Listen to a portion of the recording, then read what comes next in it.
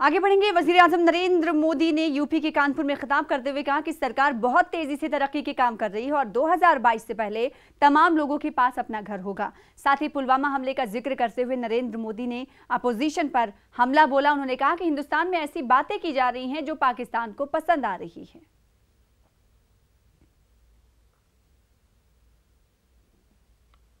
मैं कानपुर की धरती से देश के सभी गरीबों को, देश में जिनके भी पास घर नहीं है, उनको फिर से एक बार मेरा वादा दोहराना चाहता हूं।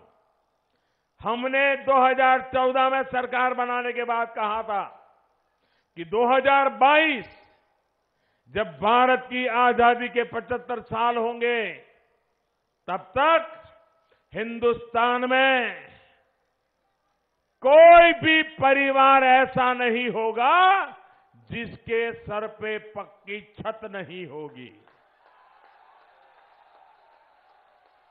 मैं आज बड़ी जिम्मेवारी के साथ मेरे गरीब भाइयों बहनों को कहना चाहता हूं कि काम तेजी से किया। उनके 25 लाख के सामने हमने 1.5 करोड़ घर बनाए। अभी भी घर बन रहे हैं, आगे भी बनने वाले हैं। जिनको आज नहीं मिला है उनको कल मिलेगा, जिनको कल नहीं मिलेगा उनको 15 दिन के बाद, महीने के बाद, लेकिन 2022 के पहले सब भरोसा करें, मोदी है तो मुमकिन है ये घर सबको मिलने वाला है। हमारे वीर सेनानियों ने जो पराक्रम दिखाया, आपका सीना चौड़ा हो गया कि नहीं हो गया? आपका माथा गर्व से ऊंचा हुआ कि नहीं हुआ? लेकिन बहुत दुखद है कि हमारे घर में ही सेना के पराक्रम को नीचा दिखाने का दिन रात प्रयास किया जा रहा है।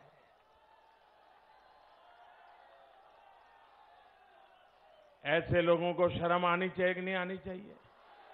आनी चाहिए कि नहीं आनी चाहिए? उनको नहीं आती है।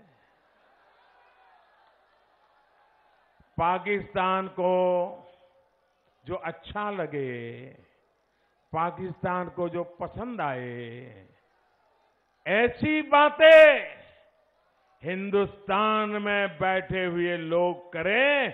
क्या ऐसे लोगों को माफ कर सकते हैं? कर सकते हैं? क्या ये सेना का अपमान है कि नहीं है? वीरों के पराक्रम का अपमान है कि नहीं है?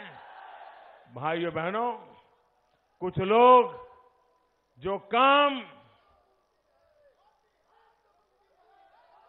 जानबूझ करके कर रहे हैं,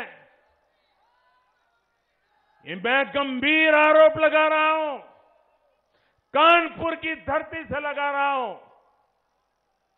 आजादी के जंग में अहम भूमिका अदा करने वाले इस कानपुर की धरती से मैं इन लोगों पर गंभीर आरोप लगा रहा हूं।